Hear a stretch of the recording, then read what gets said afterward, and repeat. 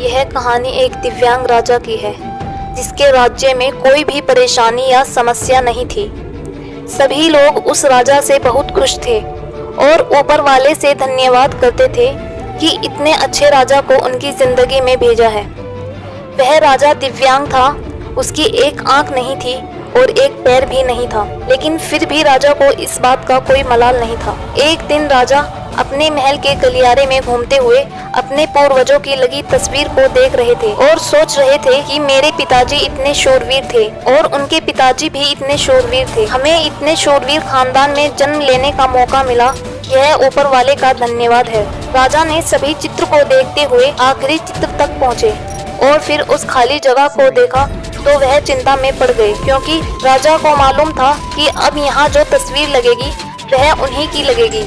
लेकिन राजा को इस बात की चिंता नहीं थी कि वह मर जाएगा, बल्कि चिंता इस बात की थी कि वहाँ जो पेंटिंग लगेगी वह कैसी लगेगी। राजा की एक आंख और एक पैर ना होने की वजह से वह चिंता में पड़ गए और सोचने लगे कि इस गलियारे में इतनी शानदार पेंटिंग्स लगी हैं, लेकिन मेरी एक आंख और एक पैर न होने की वजह से मेरी ही तस्वीर सबसे खराब लगेगी और सबसे भद्दी दिखेगी। राजा ने सोचा कि मेरे मरने के बाद पता नहीं कैसी पेंटिंग बनेगी और क्यों ना मैं अपने जीते जी ही एक शानदार पेंटिंग बनवाऊं, ताकि मुझे ये सुकून मिल जाए कि मेरी यहाँ अच्छी पेंटिंग लगेगी।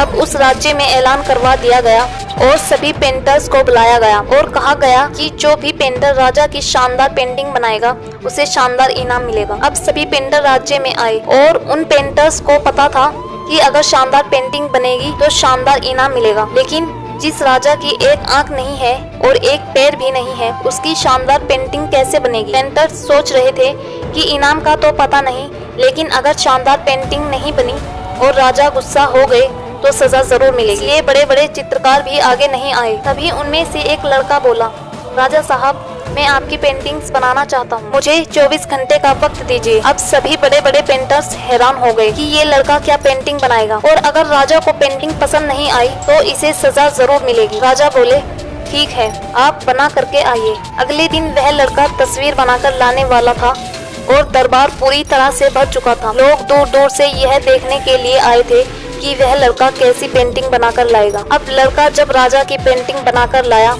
तो लोग आश्चर्यचकित रह गए और सब लोग जोर जोर से तालियां बजाने लगे, सीटी बजाने लगे।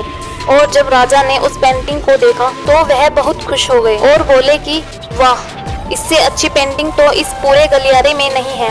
राजा ने उस लड़के को बहुत सारा इनाम दिया। अब आप सोच रहे होंगे कि उस राजा की क्या पेंटिंग बनी होगी जिसकी एक आंख नहीं है और एक पैर भी नहीं है, कैसी पेंटिंग बनी होगी। उस तस्वीर में लड़के ने उस राजा को एक घोड़े पर सवार किया। एक साइड से उस राजा का एक पैर दिख रहा था और राजा तीरंदाजी करते हुए निशाना लगा रहे थे और निशाना लगाते वक्त एक आंख बंद हो जाती और उस लड़के ने उस राजा की वही आंख बंद की थी जो राजा के पास नहीं थी। इस तरह से उस लड़के ने राजा को निशाना लगाते हुए घोड़े के ऊपर सवार दिखाया, जिससे एक आंख बंद और एक ही पैर दिखाया और इतनी शानदार पेंटिंग बनाई थी कि वह अब तक की सबसे सर्वश्रेष्ठ पेंटिंग थी। तो दोस्तों, इस कहानी से हमें यह सीख मिलती है कि जिंदगी में आप जिस भी मुकाम पर हो, जिस भी संकट में फंस जाएं, जिस भी स्थिति में हो, अगर आपने सकारात्मक का साथ कभी नहीं छोड़ा तो यकीन मानिए आप उस संकट से बाहर निकल आएंगे। जिंदगी में उम्मीद का साथ मत छोड़िए,